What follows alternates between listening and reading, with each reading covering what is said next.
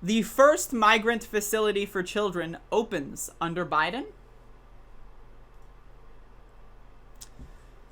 Dozens of migrant teens boarded vans Monday for the trip down a dusty road to a former man camp for oil field workers here.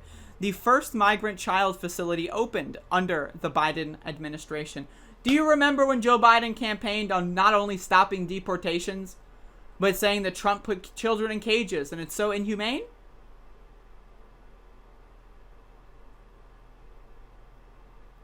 The emergency facility, a vestige of the Trump administration, was open for only a month in the summer of 2019, is being reactivated to hold up to 700 children, ages 13 to 17. Government officials say the camp is needed because the facilities for migrant children have had to cut capacity nearly in half because of the pandemic. At the same time, the number of unaccompanied children crossing the border has been inching up, with January reporting the highest total, more than 5,700 apprehensions for that month in recent years. But immigration lawyers and advocates question why the Biden administration would choose to reopen a Trump-era facility that was the source of protests and controversy. From the tent city in Tornillo, Texas, to a sprawling for-profit facility in Homestead, Florida, emergency shelters have been criticized by advocates for immigrants, lawyers, and human rights activists over their conditions, cost, and lack of transparency in their operations. It's unnecessary. It's costly, and it goes absolutely against everything Biden promised he was going to do, said Linda Brandmiller, a San Antonio-based immigration lawyer who represents unaccompanied minors. It's a step backward, is what it is. It's a huge step backward. Again, Trump was already a step backward. This is worse than Trump. Now, I know that there's, like the meme going around there that Biden is worse than Trump. In this specific area, this is undoubtedly worse than Trump, especially when you, again, Trump's whole thing was, hell yeah, I love concentration camps. I'm Trump. Woohoo! Let's kill all the kids. Biden said he would stop doing so, and instead, he's only expanding the effort to kill children. This is genocide. That's what this is. This is genocide. During the campaign, Biden pledged to undo former President Donald Trump's hardline immigration policies. In his first month in office, Biden signed several executive orders reversing many of those policies. Last week, he and House Democrats introduced a plan that would provide a path to citizenship for 11 million undocumented immigrants.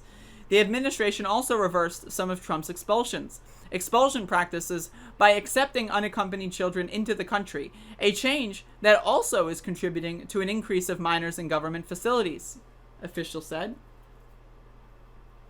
This is what happens when you steal and kidnap children from their parents, right? Then you're like, oh, what do we do with the kids? I don't know. Maybe give them back to their parents. I have an idea.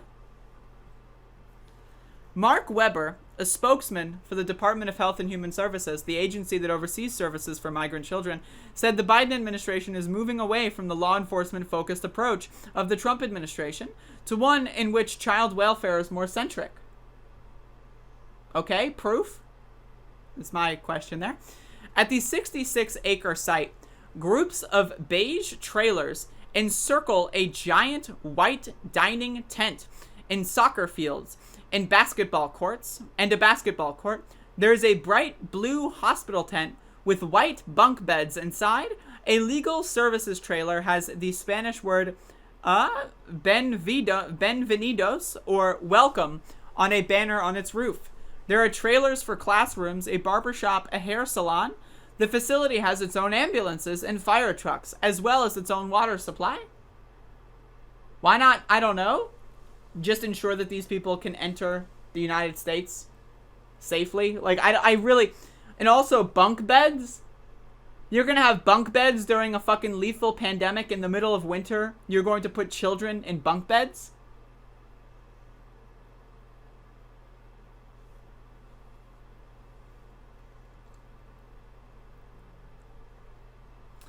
The operation is based on a federal emergency management system, Weber said. The trailers are labeled with names such as Alpha, Charlie, and Echo. Staff members wear matching black and white t-shirts displaying their roles. Disaster case manager, incident support, emergency management. The most colorful trailer is at the entryway, where flowers, butterflies, and handmade posters still hang on its wall from Carrizo's first opening in 2019. HHS has 13,200 beds for children, bunk beds, in the middle of winter, in the middle of a pandemic. But Biden's going to listen to the scientists, right? Biden's going to listen to the scientists. HHS has, I already read that, adding more than 80 facilities for a total of about 200. Weber said putting children in permanent shelters is preferable to the influx of shelters like Carrizo, but nearly half of those beds are unusable during the pandemic. Oh, so they're just there for no reason? Great. Instead of letting these children be with their families in safe environments, we're just going to put them in an unsafe environment, and then we're also going to make that unsafe environment as inefficient as possible. Beautiful. Beautiful. As of Sunday, there were about 7,000 children in HHS custody, over 90% capacity under pandemic-era requirements. Weber said Carrizo is expected to close when the pandemic ends, he said. Every kid that comes into the program is a symptom of a broken immigration system. I know. Why don't you just fix the fucking system? This is why we need to abolish ICE. So today, we've got over 7,000 symptoms of a broken immigration system. And calling people symptoms is just...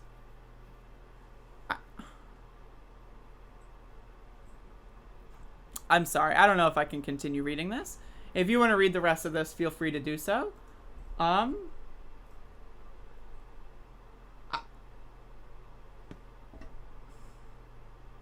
What the fuck is Joe Biden doing? Where's the COVID relief that was going to go out the door immediately? I know, reconciliation, the filibuster, I understand. But come on. Where's the $50,000 student loan debt cancellation that he keeps lying about himself not having authority to do?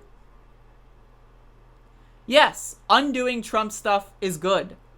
But I've got news for you. When you only undo 50% of what Trump does, right, and then issue things that even go further backward than what Donald Trump did, maybe it's a net positive overall, but it's useless. It doesn't make any sense. It makes no fucking sense to campaign on canceling student loan debt. Where's the federal legalization of marijuana, Joe? Stroke of a pen, folks. The same executive authority he used to undo Trump's executive actions, he can do to legalize marijuana. He's not doing it. He said he would. Where's Kamala Harris? Remember, she went on all these podcasts and said, yeah, we're going to legalize weed. It's going to be cool. Where is she? Has she been in the news? Nope. It's absolutely fucking ludicrous. It's disgusting. And to be honest, it's reprehensible. This is participatory in genocide, and these people need to be held accountable for their crimes. Personally, I think every single federal official, every single officer at these camps should be held in Nuremberg-like trials for their crimes against humanity. Now, remember, I covered this story a couple days ago where ICE deported a 95-year-old Nazi who was living in the U.S. and then they did it as like a propaganda piece about we need to root out evil and crimes against humanity. So the same organization that kills children is going to deport a 95-year-old Nazi. 95 years old. They're not going to be doing any more crimes anytime soon, buddy. Right? They're going to deport them for a fluff piece to talk about, oh, they're doing good things. Meanwhile, they kill children and are expanding the effort to kill children.